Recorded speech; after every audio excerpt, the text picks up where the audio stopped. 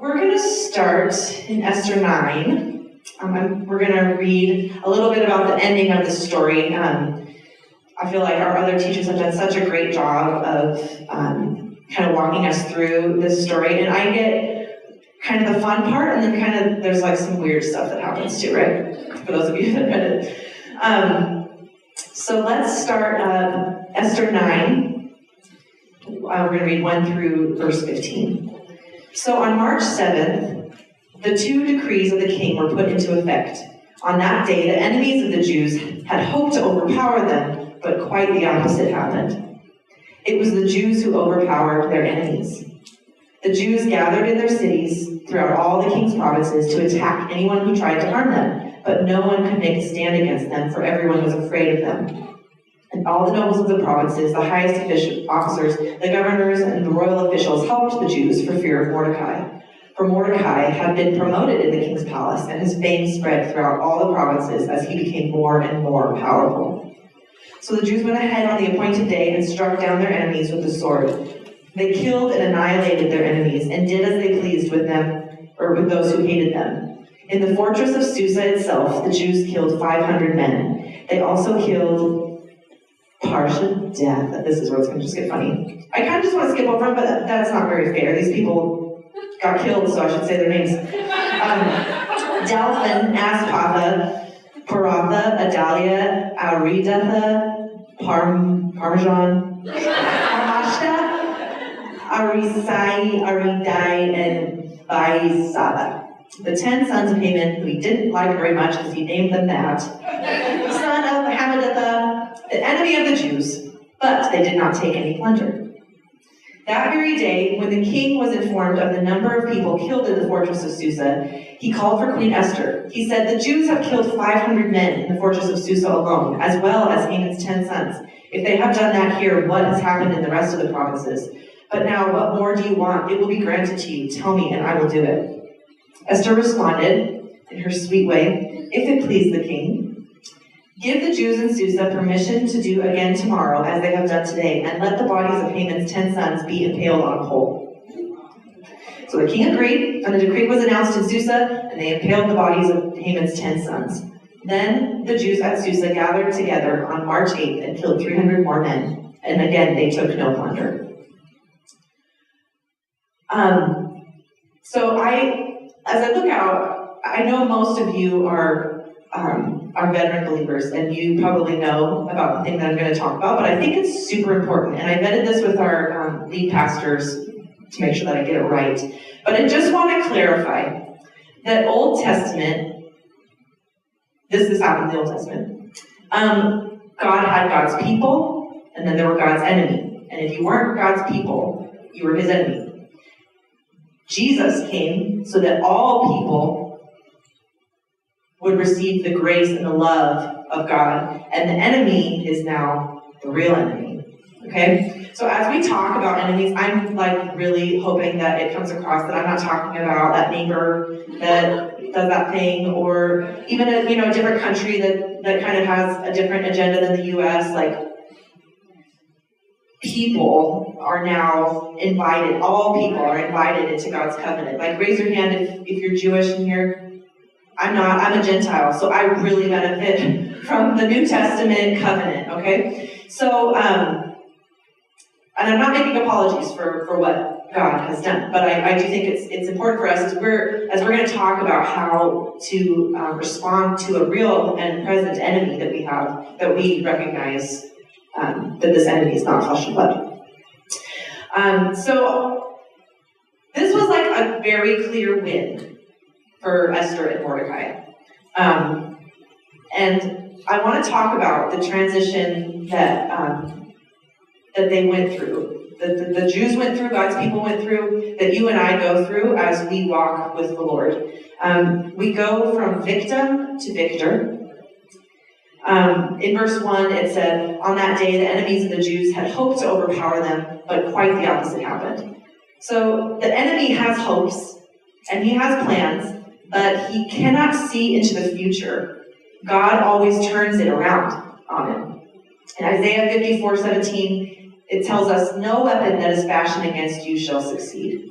Like none. That means no weapon that is fashioned against you shall succeed. And you shall refute every tongue that rises against you in judgment.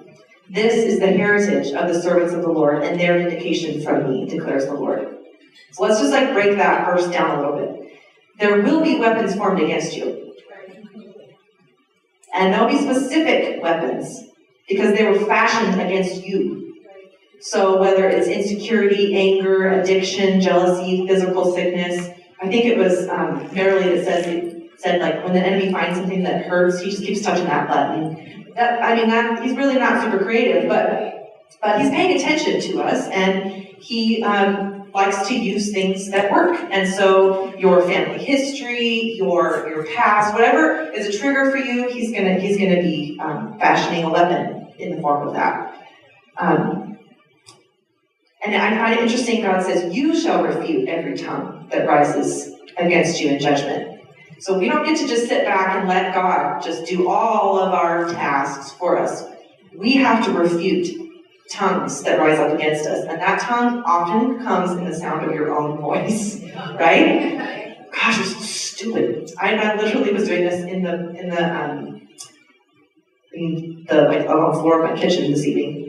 And I sometimes do this out loud so that I can actually hear how ridiculous it is, but I'm just Ruth, why would you hide the water filters somewhere where you cannot find them? Well, I didn't need to hide them where I couldn't find them. I was trying. Well, maybe you should try next time to hide them somewhere where you can remember. Well, geez, I'm taking care of all these people in this house, and it's really hard, okay? And my husband's looking at me what is going on? And I was just joking, but really, I was having to fight. I feel really dumb for not knowing where this is, and then I'm I know where all the other things are in this house, so I refute you, enemy. I'm pretty darn good. I'm not perfect, and I still don't know where those water filters are. But you shall refute every tongue. This is a command for us. We are called, and I'm not talking about shutting other people up. That's not our job. But anything that rises against you in judgment, you're to refute, and not because you are so wonderful, but your heritage, the thing that was given to you, that was passed down to you, is your righteousness in Jesus Christ. So even if the enemy is right, he's not righteous, and Jesus, who is righteous, has called you clean, so he gets the final say. So guilt really is never a good sign that you're listening to the right voices. The Holy Spirit will convict you. It'll be specific, and it'll be clear, and it'll be kind. It won't always feel good, but it'll also be concise. And once you make the turn, he doesn't keep slapping you. And the Lord uses every weapon that's formed against us, and he turns it around and he uses it as a weapon against the enemy. And I wrote this before Joel's sermon, but I'm just amazed at how God speaks to his people, the same message through different people, different churches, different countries. It's just incredible to me. So the biggest example that we have is Jesus' death, right? The enemy, that was a weapon formed against him. You are being humiliated and rejected by your creation, God. And what does God do? He turns it around to be the resurrection and the redemption of the whole world. So if he can do that, and he did, and he does, he can take our bondage and turn it into freedom, not just for ourselves, but for everybody else around us. One example from my life is I have suffered after every birth with really debilitating postpartum depression. And it was some of the darkest times of my life, where the sweetest little human, and I'm having nightmarish thoughts and feelings and rages, and I just felt like a monster. And but being able to open up about that and let the Lord speak some truth into me and some healing and getting the help that I needed in support, in medication, in sleep, in whatever, the Lord opened up more liberty and freedom in where I felt so ashamed and closed off. And walking me through that, he opened up and connected me with so many other women walking through that, and being able to connect with them on that deep level and bring the Lord into their hurt was really worth walking through it myself. Another thing that God has used in my life that the enemy meant to be a weapon against me to destroy me is a broken relationship. I'm divorced, and the enemy wanted to destroy me. He destroyed my marriage, and it really, really wounded me. But the Lord was able to take that, and because I gave it to him, he was able to completely redeem and restore my heart and my hopes and my life and my relationship with my kids, and he's just completely protected me. And I feel like the enemy has lost because my testimony is strong, and when he tests us, we can fail, but we can also pass, and that proves God, and that's really bad for the enemy. So, neener. And he tries to take things from us, and God replaces them with greater things. And so, but the last part of the verse, and I think it's super important, is that vindication is from God. So our job isn't really even to be like scheming about how to like attack the enemy. We're just supposed to do what God puts in front of us as our heritage, refute the lying tongues that come aside, and trust that God is going to vindicate us because he says he will, and he is not a liar. So he did that for Esther and for Mordecai. The next thing I want to talk about as he changes our identity when we walk through trials and then victories is he moves us from someone who's being attacked to someone with authority. Verse 3 says, all the nobles of the provinces, the highest officers, the governors, and the royal officials helped the Jews for fear of Mordecai. So, I mean, we remember Mordecai was about ready to be strung up and was not at all respected by Haman, and people were getting ready to kill all the Jews. But then all these people with authority began to help the Jews because of their fear of Mordecai. And really, Mordecai's God, you know. And this, to me, speaks about how your victory is going to protect other people. The other Jews benefited because of Mordecai and Esther's obedience to the Lord. So remember, when you're fighting your battles, it's not just you, it's for your children, it's for your spouse, it's for your family and your friends, and anyone who's watching you, which is a lot of people, which is kind of creepy. But really, we all have so much more influence and authority than we sometimes can realize. Authority is my word for 2019, and I'm like, Lord, that's really weird and uncomfortable, but it's been so true already, and we're only in February. So both Mordecai and Esther received authority and power, but it was not by worldly means.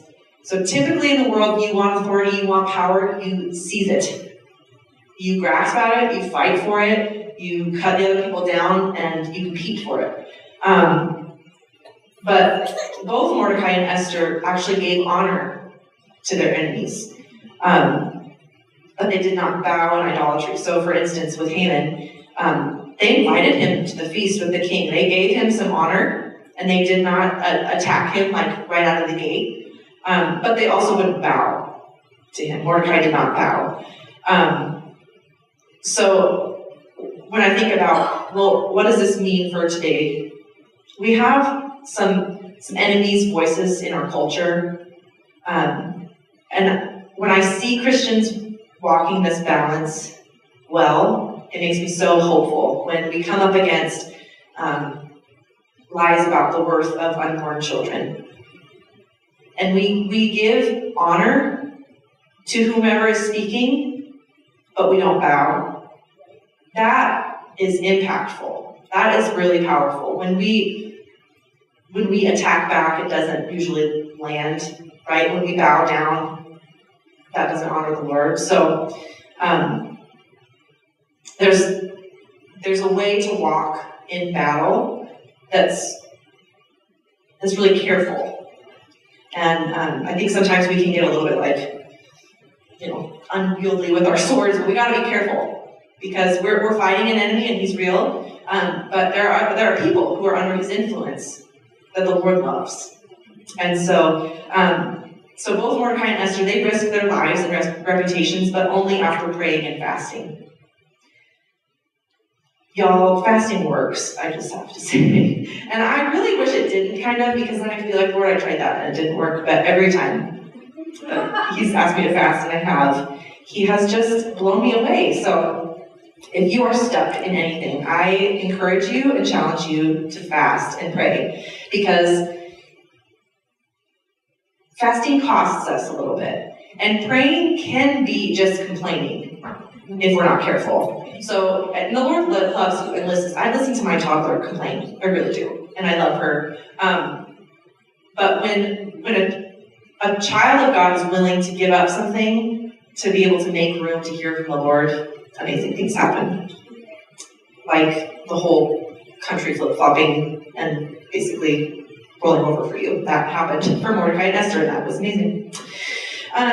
And then in verse 13, we're talking about Esther, the authority that was given to her, and the king says to her, "But now, what more do you want? It will be granted to you. Tell me, and I will do it." Esther responds, "If it please the king, give the Jews in Susa permission to do again tomorrow as they have done today." This is so different from how he treated Queen Vashti, right? Remember at the beginning, he didn't even give Queen Vashti authority over her own body and over being clothed in front of his friends. That's basically what we know about him and how he was treating women, right? And I mean, like so much of this story, we have to understand is descriptive and not prescriptive. This is not God's ideal for marriage, okay, or for treatment of women. So we see how this king treated his queen, didn't give her any authority, but now, because of what was on Esther, and because of the Lord, he was giving Esther authority over his entire kingdom. She could have asked for anything. He said, "What do you want? It will be granted to you." She could have said, "Hey, I'd like the kingdom to be handed over to me," you know.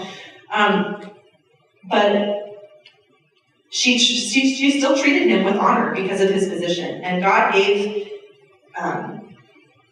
King Xerxes that position. And sometimes people are in authority over us who make a lot of mistakes. But when we honor authority in our life, God has a way of moving that authority into his kingdom, into his blessing.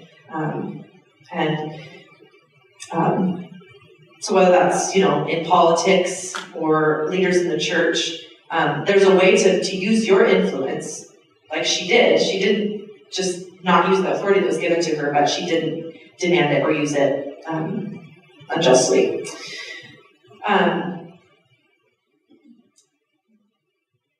And it really, she didn't make it about her either. She could have said, like, "I want a new palace. I want some eyelash extensions." I just put all mine out, I'm really sad. But it really wasn't about her winning. It was about God's plan for his people. And when Jesus was talking to his disciples in Luke 10:19-20, he says, "Behold, I have given you authority to tread on serpents and scorpions and over all the power of the enemy, and nothing shall hurt you." And then he says, sometimes we have to stop there, but he said, "Nevertheless, do not rejoice in this, that the spirits are subject to you, but rejoice that your names are written in heaven." Right. So that's the priority, right? Is that our names are written in heaven. We want other people's names to be written in heaven. It doesn't mean that we don't use our authority, but the point isn't having authority. That's not why I'm God's daughter. I'm not God's daughter for the title. I'm God's daughter for God. That's who I want. I want to be with him, and we get all these perks, but we have to keep in mind that that's not where main rejoicing is. And then the third thing that changed in their identity and that changes in us as we walk through trial and into victory is we go from defense to dominance. In verse 15, it says, "Then the Jews at Susa gathered together on March 8 and killed 300 more men, and again they took no plunder." Again, I don't read over that very lightly. Like, that's 300 people. Like, I was like, "Oh, Lord, okay." It's like, it makes me a little bit uncomfortable, but again, God used to have his blessing and his covenant with one people, and now his desires to have with all people. And we know that our struggle, as Ephesians 6:12 says, is not against flesh and blood, but against the rulers, against the authorities, against the powers of this dark world, and against the spiritual forces of evil in heavenly realms. I think sometimes we can get a little bit too practical and make these kinds of things like too spooky or out there. And we don't ever need to focus a lot of attention on our enemy. But denying his existence in your life or even in your thoughts actually gives him a lot of room to play around. Because if you have a thought and you think it's you're going to have shame. Whereas you could have just been able to be like, casting that off. That wasn't from the Lord, and I am of the Lord. I have Christ's mind. So just as we can't forget that we have an enemy of our soul, and he wants to lie and steal and destroy. That sounds really negative, but the good news is that Jesus has given us power over all the power of the enemy, and nothing shall hurt us. So, again, neither. Also notable in that verse 15, that again, they took no plunder. This illustrates that the motives for the Jews it was not greed, but it was self-protection and justice. These people were going to kill them, so they were defending their lives, and they didn't need to plunder their enemy because they knew that God was going to provide for them.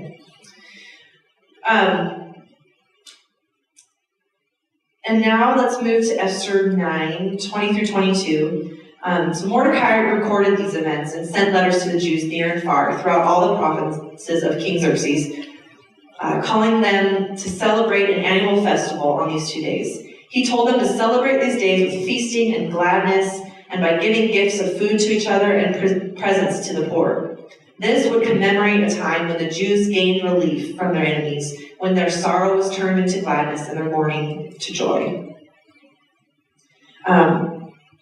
So notice they fasted, and now they get to feast. Right? God is really into both of those, which is super cool. It really stood out to me as I was reading Esther 9 and 10, that so much emphasis was given on remembering what God had done. So the festival of Purim ensured that people would continually remind themselves every year. They would remind themselves and each other about God's victory.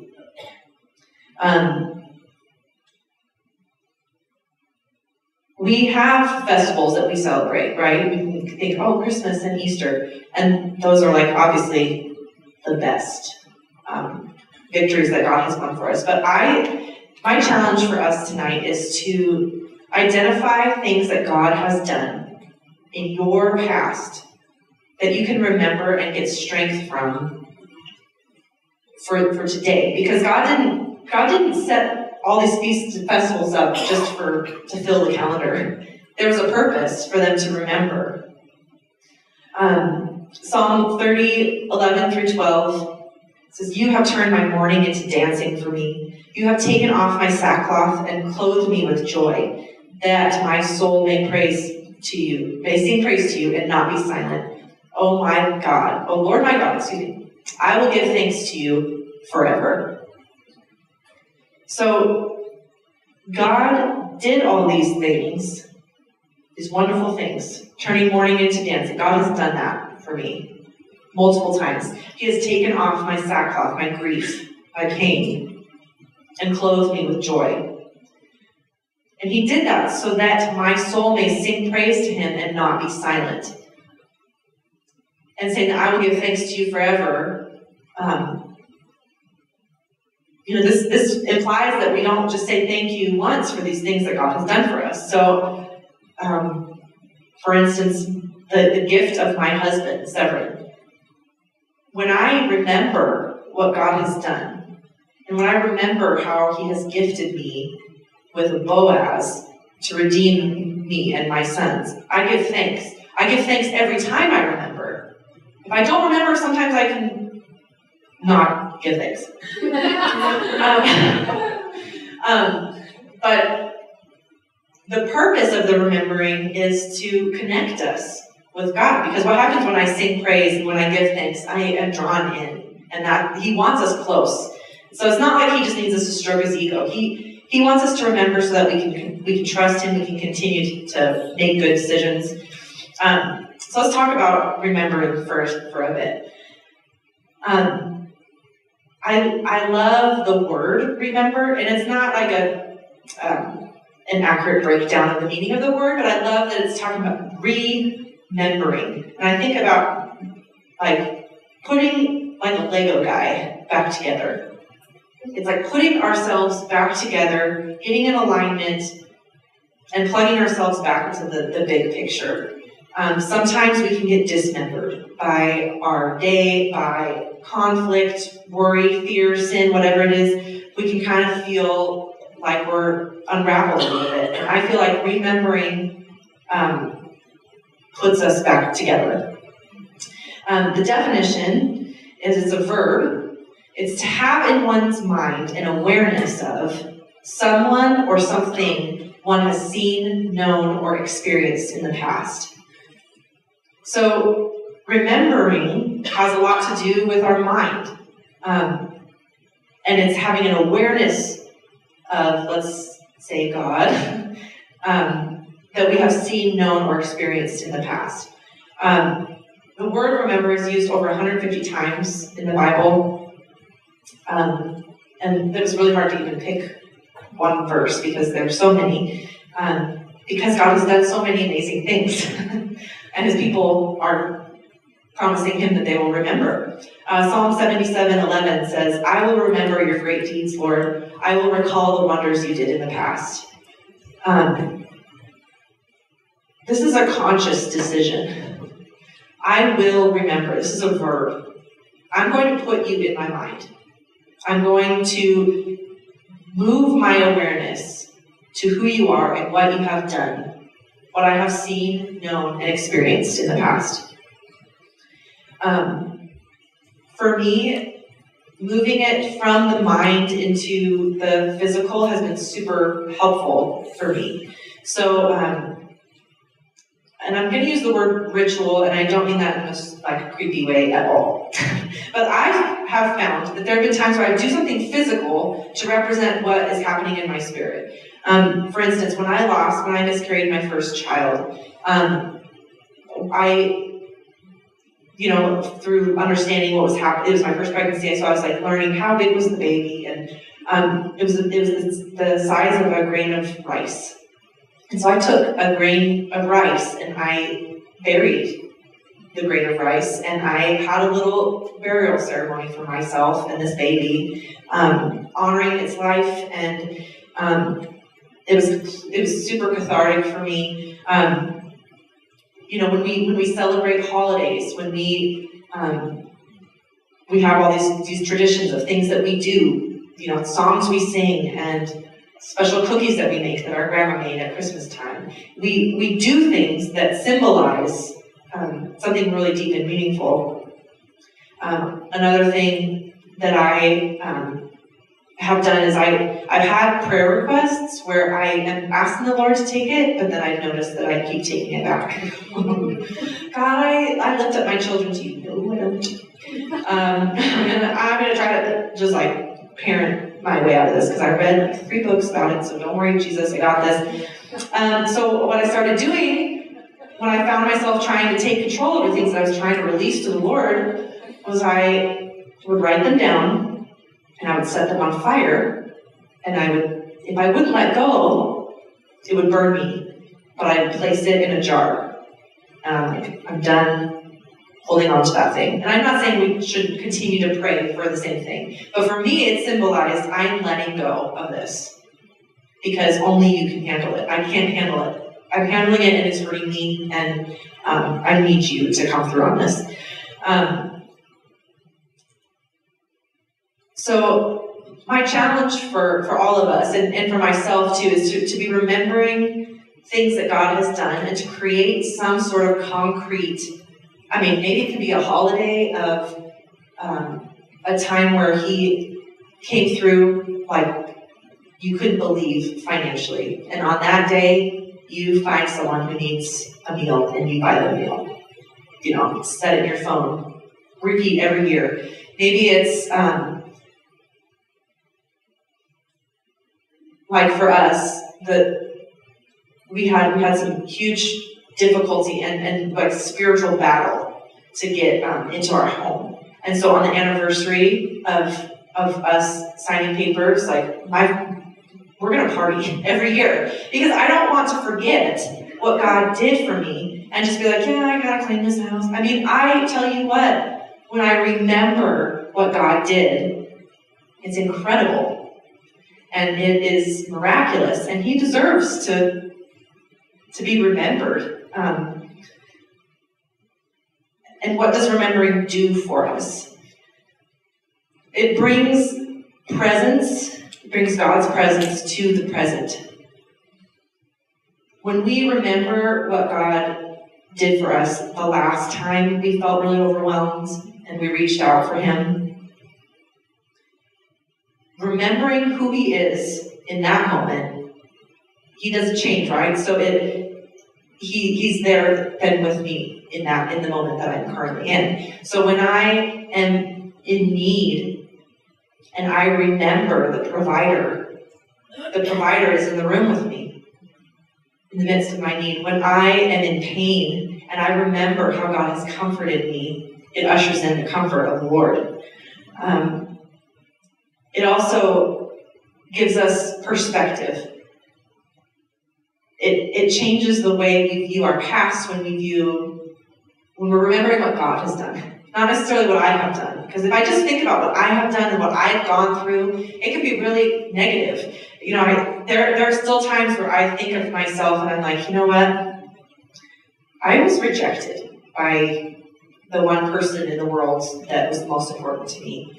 And I'm divorced, and my kids have 100,000 emergency contacts, and they have to send 3 different yellow envelopes home for all the household parents. I think about all these things that have happened in my past. When I focus on that, it really can hurt, and it can really limit what I feel like I can do. When I think about what God did in that season of my life, how he met me, where he took me, how he healed me, all of a sudden I'm just like, that was the most amazing experience ever. And I'm not saying that divorce was amazing, but I'm just saying that God totally redefined my battle.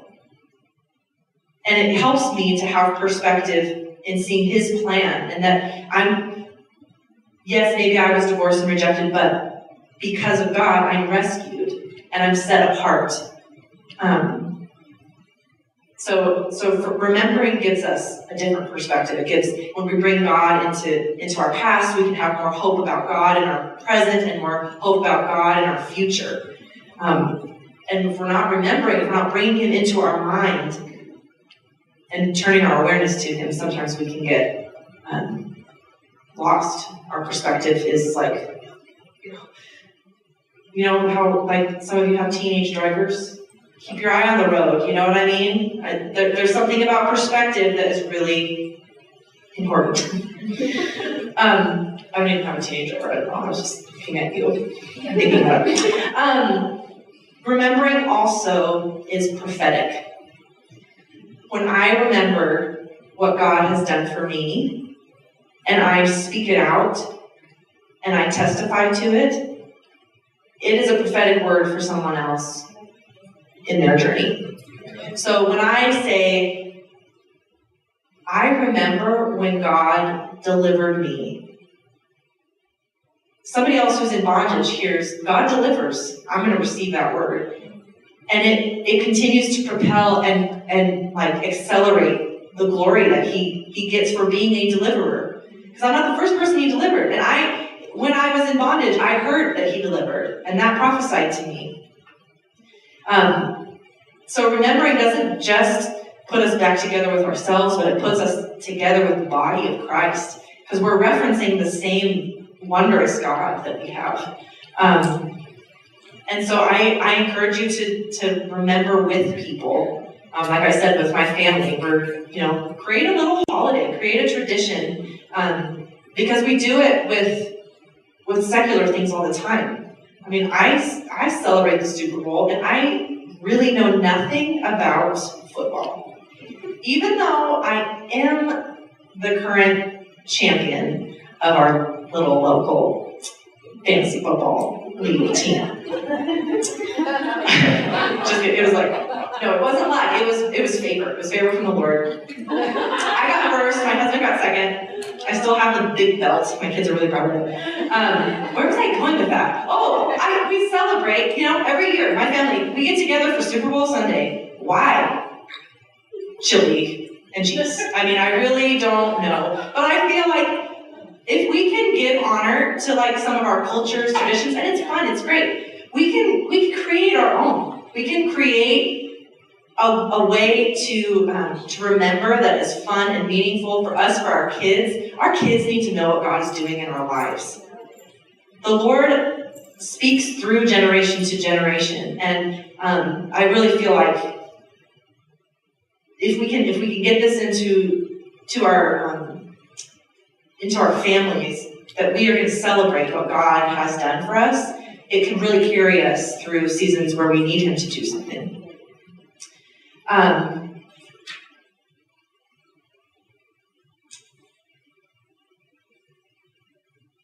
Those are all my notes. Okay. I have my group.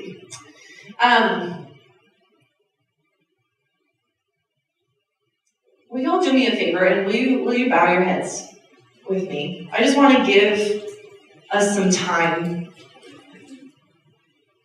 to remember right now.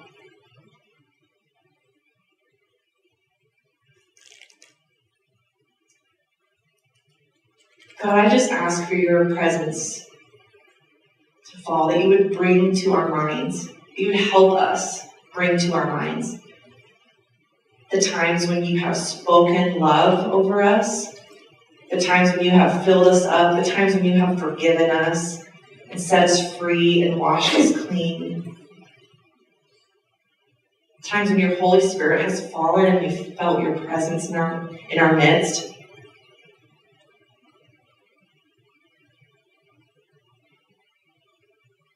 I pray that we would remember all the words that you've spoken to us individually.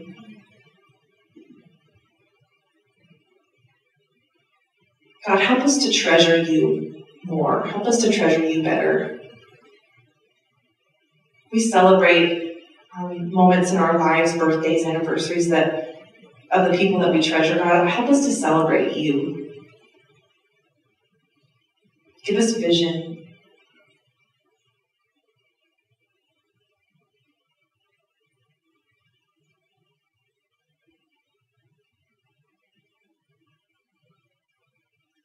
As I was preparing this word, I got a little song, and I wasn't really sure if I was going to share it. I was actually planning on not, but I just want to sing it over you.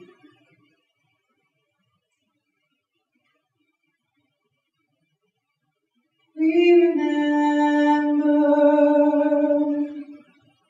all the things you have done. We remember all the battles you won, your power and strength, they never fade. You stay the same yesterday and today, forever faithful. We remember.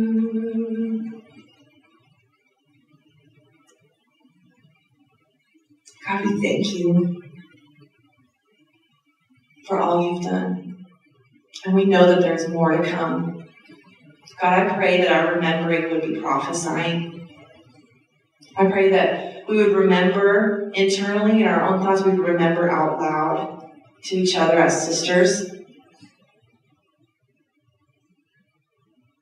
And that as you continue to answer prayer after prayer, that we would just continue to build a long list, journals full of remembrance, God. We thank you. We give you glory. We just bless you for who you are, Jesus.